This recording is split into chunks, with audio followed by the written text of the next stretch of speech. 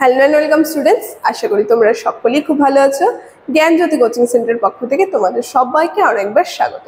তো আমি মীরা ম্যাম, আমি আজ তোমরা যারা এসকেবিইউ ইউনিভার্সিটি আন্ডারে পড়ছো, তোমাদের ফার্স্ট সেমিস্টার মাইনর বেঙ্গলি যে পেপার রয়েছে তোমাদের সেই সিলেবাস ভিত্তিক আর যেই টপিকটি নিয়ে আমি আলোচনা করব সেটা হচ্ছে দিগদর্শন পত্রিকা যে রয়েছে, এই দিগদর্শন পত্রিকার গুরুত্ব যে রয়েছে সেই সম্পর্কে কিন্তু আলোচনা করব। ঠিক আছে, তোমাদের এই ক্লাস কিন্তু আমি কিছুদিন ধরে শুরু করেছি এই সিলেবাসে।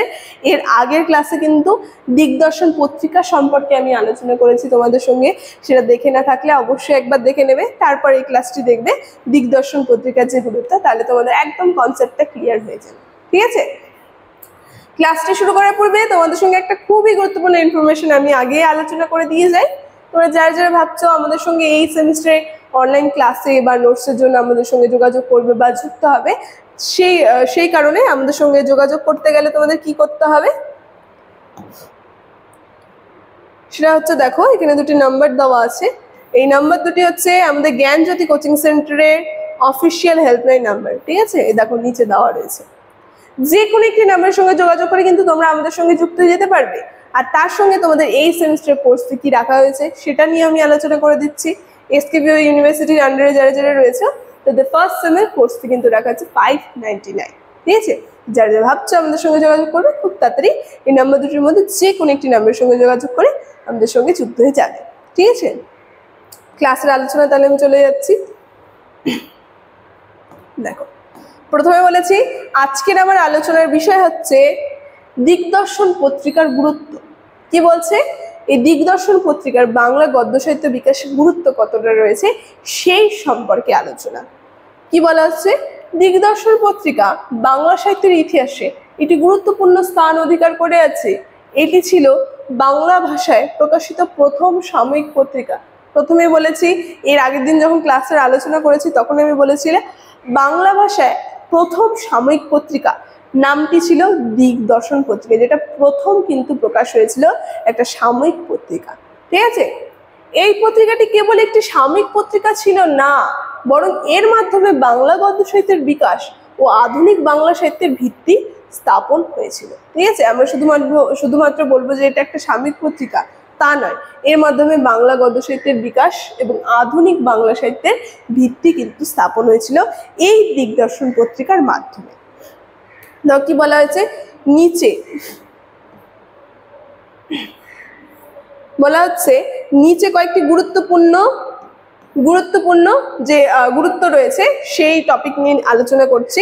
দেখো, প্রথম পয়েন্টে কি বলছে, প্রথম বাংলা সাময়িক পত্রিকা। এখানে আমরা দেখব দিগদর্শন বাংলা ভাষায় প্রকাশিত প্রথম সাময়িক পত্রিকা, যা 1818 সালে এপ্রিলে শ্রীরামপুর মিশন থেকে প্রকাশিত করা হয়েছিল। তো প্রথম আমরা দেখব প্রথম পয়েন্টে যেটা ফেলছে, সবার প্রথম পয়েন্টে এই দিগদর্শন পত্রিকার যে গুরুত্ব রয়েছে এর মধ্যে বলছে বাংলা ভাষায় প্রথম সাময়িক পত্রিকাটা হচ্ছে এই দিগদর্শন পত্রিকা, যা কত সালে, যা 1818 সালে প্রকাশিত হয়েছিল এপ্রিল মাসে। আর কোথা থেকে, শ্রীরামপুর মিশন থেকে কিন্তু এই দিগদর্শন পত্রিকা প্রকাশিত হয়েছিল। ঠিক আছে, দেখো পরের পয়েন্টে কি বলছে, বাংলা গদ্য সাহিত্যের বিকাশ। বাংলা গদ্য সাহিত্যের বিকাশ, এই পত্রিকাটি বাংলা গদ্য সাহিত্যের বিকাশের গুরুত্বপূর্ণ ভূমিকা রাখে। এর মাধ্যমে সাধারণ মানুষের কাছে বাংলা ভাষায় লেখা পৌঁছে দেওয়া সহজ হয়। এই যে পত্রিকা, এর মাধ্যমে আমরা কি দেখবো, সাধারণ মানুষের কাছে যে বাংলা ভাষায় এই পত্রিকা পৌঁছে দেওয়া কিন্তু খুব সহজ হয়েছিল।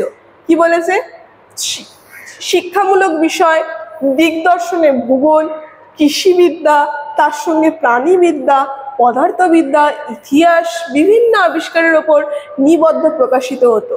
দেখো, যা সাধারণ মানুষের মধ্যে জ্ঞান বিস্তারে সাহায্য করতো। কি সুন্দরভাবে, মানে এই যে বিভিন্ন বিজ্ঞান বিষয়ক যে বিদ্যাগুলো রয়েছে সেগুলো বাংলা ভাষায় সাধারণ মানুষের কাছে কিন্তু সঞ্চার করতে সক্ষম হয়েছিল এই দিগদর্শন পত্রিকা, যার মাধ্যমে সাধারণ মানুষের কাছে কিন্তু একটা জ্ঞান, একটা যুক্তিবোধের কিন্তু সঞ্চার ঘটেছিল। ঠিক আছে, দেখো পরের পয়েন্টে কি বলছে, শিক্ষামূলক বিষয়বস্তু। দিগদর্শনে ভূগোল, কৃষিবিদ্যা, প্রাণীবিদ্যা, পদার্থবিদ্যা, ইতিহাস, বিভিন্ন আবিষ্কারের উপরে নিবদ্ধ প্রকাশিত হতো, যা সাধারণ মানুষের মধ্যে জ্ঞান বিস্তারে সাহায্য করে।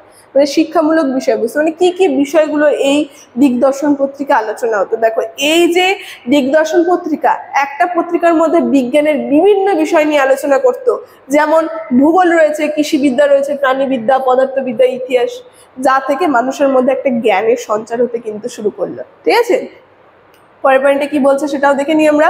যুব সমাজের জন্য কি বলছে, এই পত্রিকাটি যুবকদের জন্য জ্ঞান আরোহণের একটি মাধ্যম ছিল, যেখানে বিভিন্ন শিক্ষামূলক বিষয় সহজ ভাষায় উপস্থাপিত হতো। খুব সুন্দরভাবে বলছে যে যুব সমাজ তাদের জ্ঞান অর্জনের একটা মাধ্যম কিন্তু ছিল এই দিগদর্শন পত্রিকা, যার মাধ্যম থেকে আমরা দেখব এর মাধ্যমে যেখানে বিভিন্ন শিক্ষামূলক বিষয় খুব সহজ ভাষায় উপস্থাপন করতো, যা খুব সাধারণ যুব সমাজ যে রয়েছে তাদের কাছে কিন্তু বাংলা ভাষায় পৌঁছে যেত।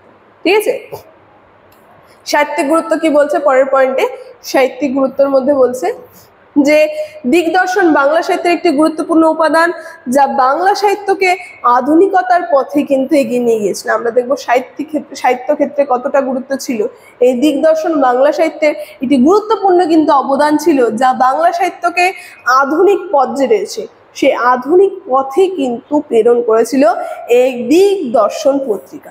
ঠিক আছে, তার সঙ্গে আর পরের পয়েন্টে কি আছে সেটা বলে দিচ্ছি।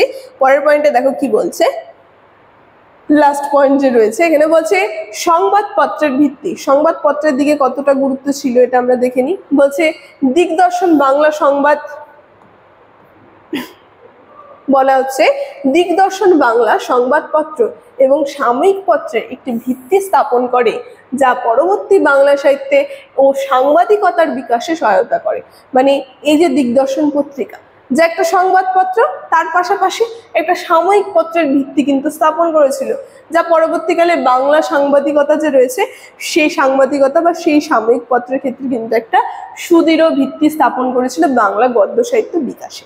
ঠিক আছে, দেখো, অতএব আমরা বলতে পারি এই দিগদর্শন পত্রিকা কেবল একটি সাময়িক পত্রিকা ছিল তা নয়, এটাকে আমরা শুধুমাত্র একটা সাময়িক পত্রিকার মধ্যে সীমাবদ্ধ করতে পারি না, বরং কি বলছে বাংলা ভাষা ও সাহিত্যের ইতিহাসে একটি মাইল ফলক কিন্তু ছিল, যা আধুনিক বাংলা সাহিত্যে ও সাংবাদিকতার পথ খুলে দিয়েছিল, যার মাধ্যমে সাধারণ মানুষের মধ্যে কিন্তু একটা জ্ঞানের সঞ্চার কিন্তু ঘটতে শুরু করলো। ঠিক আছে, তো আজ দিগদর্শন পত্রিকার যে গুরুত্ব রয়েছে সেই সম্পর্কে ক্লাসটি নিয়ে আলোচনা আমার এতটুকুন ছিল, আর এই ইনফরমেশন নিয়ে ক্লাসের শুরুতে আমি আলোচনা করে দিয়েছি।